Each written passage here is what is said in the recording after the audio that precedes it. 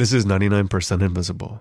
I'm Roman Mars, and I'm sitting in a tiny little room with this microphone right up to my mouth so that the sound of my voice is transmitted directly from me to you. There's no sense of the room that I'm in. When I stop speaking, the sound stops. There is no reverberation, no reverb. Roman and I are both talking in rooms outfitted specially for recording. Rooms that sound good. That's producer Avery Trufelman. Because if I step outside this tiny, completely padded studio... Okay, it's still quiet because I'm inside, but I'm going to walk around a little bit so you can hear the architecture around me. You can tell now that I'm in a bathroom, or you can tell if I enter the stairwell outside our office. And if you're not listening in headphones, my voice is bouncing around your car or whatever room you're in. Whatever you're hearing, sound is affected by the architecture. There are two main ways to control the sound in a building: active acoustics and passive acoustics. Passive acoustics are the materials in a space, like the padding in the studio room. Carpeting and drapes are also absorptive materials that soak up sound. Glass and porcelain, on the other hand, create more reverb. Essentially, if it's shiny, it's going to be reflective, is an easy way to interpret that. This is Ashley Hansen. My name is Ashley Hansen. I'm the Design Services Manager at Meyer Sound.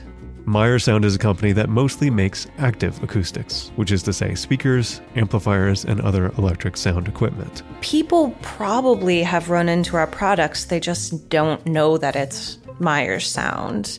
Meyer Sound makes a lot of the big speakers hanging off of the ceilings at concerts and Broadway shows. But their products are also in a lot of unexpected places. Cruise ships, restaurants. We are in some corporate headquarters, educational facilities, airports. Over 600 Meyer Sound speakers were used when the Pope spoke in Mexico. One of the things I tell people in general is, if we're doing our job right, you might never notice that we're even there. And that's part of Ashley's job at Meyer Sound, to make sure the sound equipment is effortlessly integrated into a building, using both passive and active acoustics, materials and electronics. But often in architecture, what looks the best is at odds with what sounds the best. Of course, you don't necessarily want to always see the big black speaker somewhere, and so we have to get creative. We like our speakers out of sight. And we also like high ceilings and long glass windows, which make spaces sound really reverberant. So architecture is a puzzle for Ashley and her team to solve. Whenever we see rooms that have curved walls, we kind of cringe, especially if they're out of glass. Oh, that's pretty. When we approach spaces, there are things that, although they're beautiful, we know are going to definitely put pressure on us to come up with creative and unique ways to appease the visual and sonic needs of the room. So it depends on what you're trying to do in that space. If it's a venue for the symphony or the opera, you want the sound to be big and resonant and echoing. For a cafe or a place with acoustic performances, a little reverb is nice. But if you're trying to hear a lecture or a reading, or say, have a meeting, you probably don't want much reverb at all. But we haven't always been able to precisely control the acoustics of a building. Sound, until fairly recently, was a somewhat mysterious element in architecture. In the late 18th century, there are all sorts of different theories about how to get good sound, but half of them contradict the other half, and no one really knew what to do. This is Emily Thompson. She's a history professor at Princeton and a scholar of sound technology. And she says at the turn of the 20th century, architectural acoustics are pretty much a roll of the dice. Architects begin to fret that they don't really know what they're doing with this aspect of their designs. And it was all kind of left to chance. And if you were lucky, your theater would sound good. And if you were unlucky, it wouldn't. And in 1895, Harvard University was very unlucky. The university had just completed building the Fogg Art Museum, and it had a lecture hall where there was so much reverberation that they simply could not hold classes in that room. You couldn't understand the speaker because there was so much reverberatory confusion of sound. Harvard had just wasted a lot of money on a completely useless room. Sound had ruined it. And in an attempt to save the space, they enlisted the help of a rookie physics professor who had some time on his hands. So the president of Harvard asked this young physics professor to figure out how to fix that auditorium and make it usable teaching space. This professor's name was Wallace Sabine. And through this task, Sabine would eventually become the father of architectural acoustics. This sent Wallace Sabine onto an investigative path that actually took several years, collecting data. Basically making sounds in rooms and timing the reverb. He would take measurements of the different reverberation times in different rooms all over campus, and in order to do this under the quietest possible circumstances, he tended to run his experiments in the middle of the night. And he would change the reverberation time within a given room by bringing into it various sound-absorbing materials. Sabine was a perfectionist.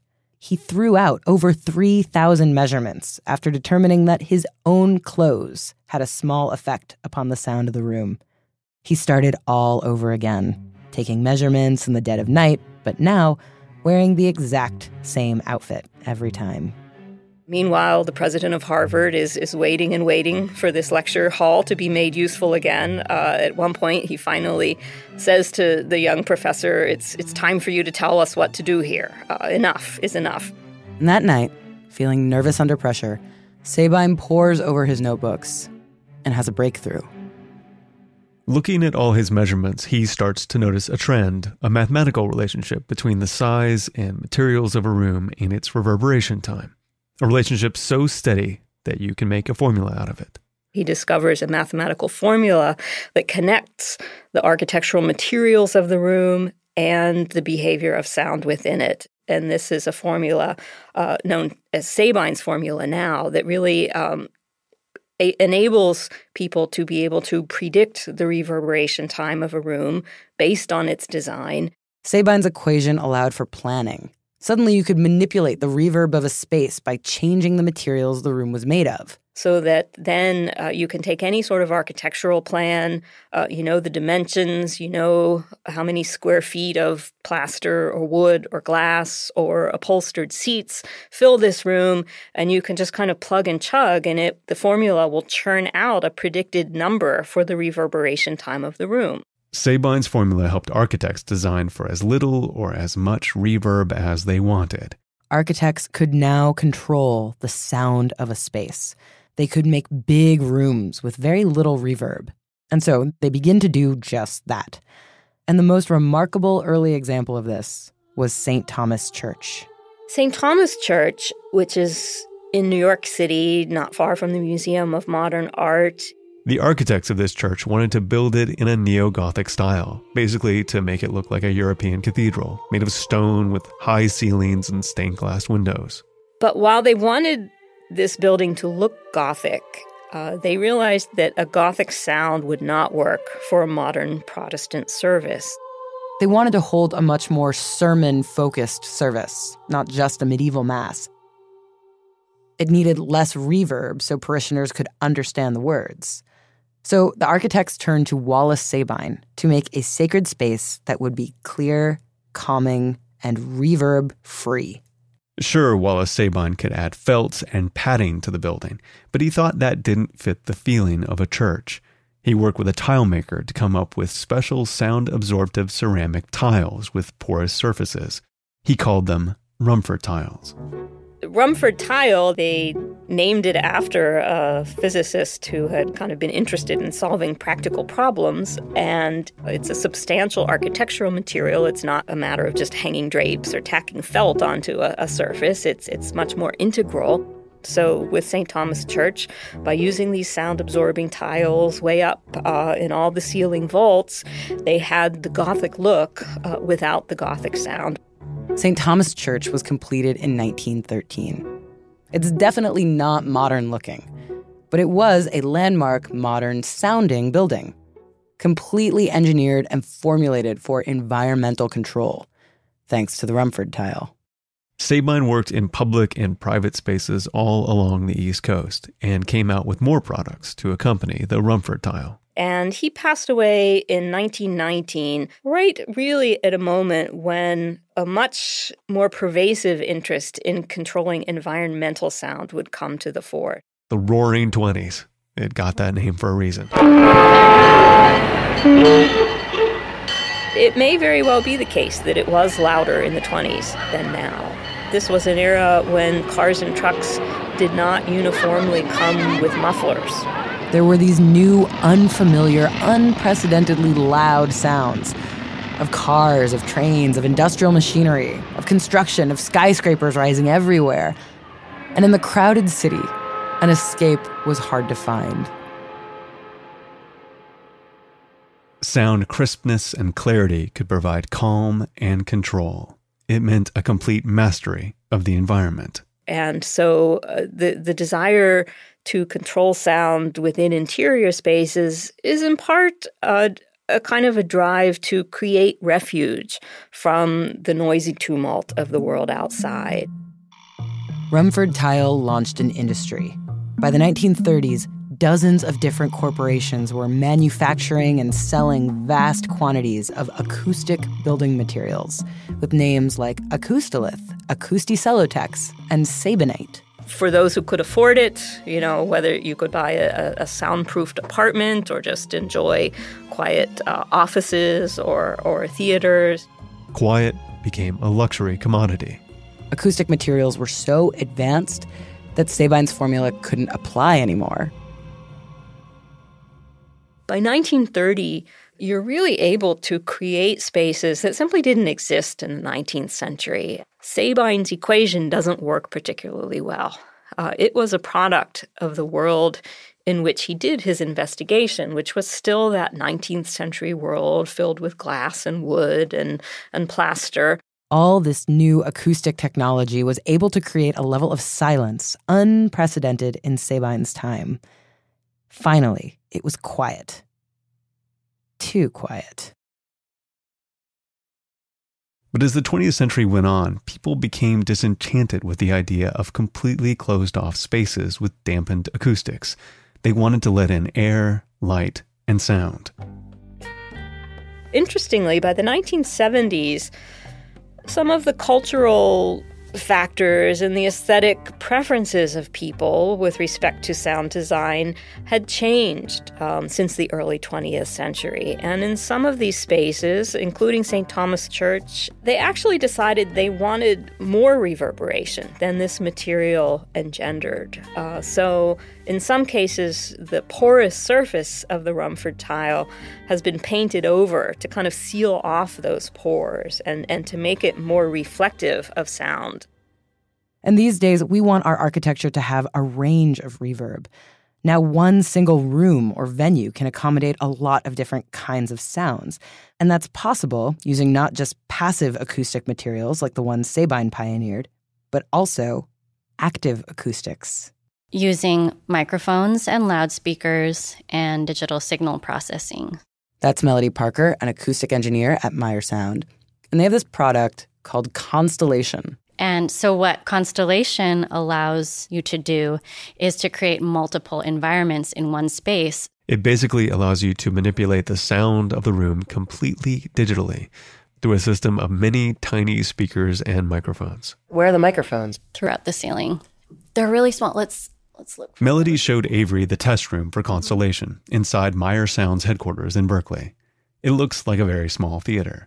It's a room with a low reverb time, thanks to much acoustic padding. But it's outfitted with a variable active acoustic system, where tiny microphones capture the sound, and the speakers play back those sounds to mimic the reverberation in different sized rooms. I should demonstrate. Yeah. Okay, so I'll grab... Melody took out an iPad and activated different settings, which completely changed the sonic shape of the room. And I'll do a dramatic demonstration.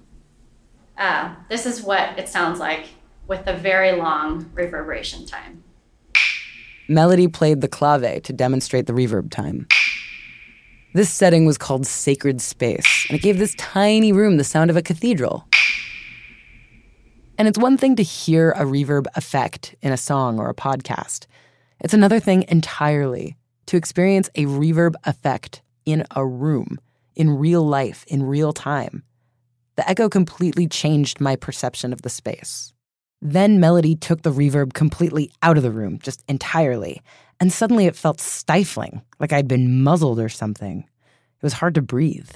And those are some of the most dramatic settings on Constellation. There are lots of subtle changes that a client could make to a room. They have the ability to change the length of the reverberation, change the strength or the loudness of the reverberation, and to even change the perceived height of the room and the perceived width of the room. Constellation and its competitor sound systems are expensive, so they're not common exactly, but they're in a lot more places than you'd think, like a number of big venues all over the world, and classrooms and offices. Restaurants use so-called variable active acoustics, so they can adjust the noise level to keep it at a pleasant hum, regardless of how many people are in the space. And the architectural implications of this are fascinating. Of course, architects and acousticians still have to pay attention to the passive acoustics and the building materials, but there's a lot more design flexibility now. Yeah, we actually have an interesting one that we're working on for a tech business where they took over an old factory. That's Ashley Hansen at Meyer Sound again. And so the challenge is in that space, it's the factory's all brick and exposed and beautiful and have these high ceilings. And she says a combination of active and passive acoustic systems help architects repurpose old buildings. We're able to take spaces that would never be used for certain applications and make them great for all sorts of different events. And that wouldn't happen before. This office space in this old factory would just be a reverberant nightmare. No one could focus, and they probably wouldn't have purchased it for that. Buildings like St. Thomas Church marked the beginning of our quest to control sound in the built environment through passive acoustics. Now, 100 years later, with advanced active acoustics, we can separate sound from space. Warehouses can be made to sound like opera houses, and opera houses can sound like small clubs. It's just a matter of how much reverb we want.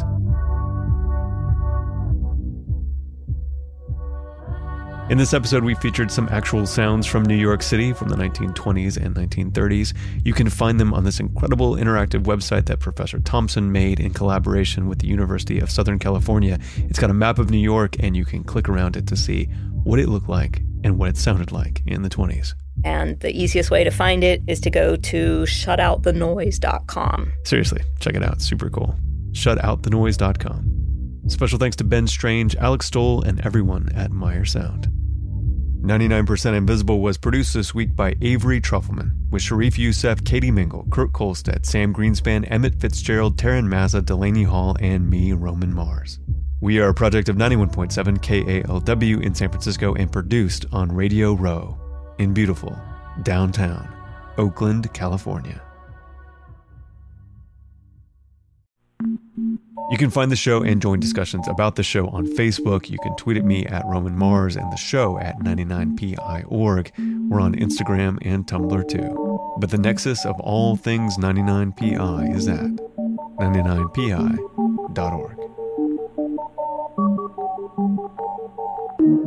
Radiotopia.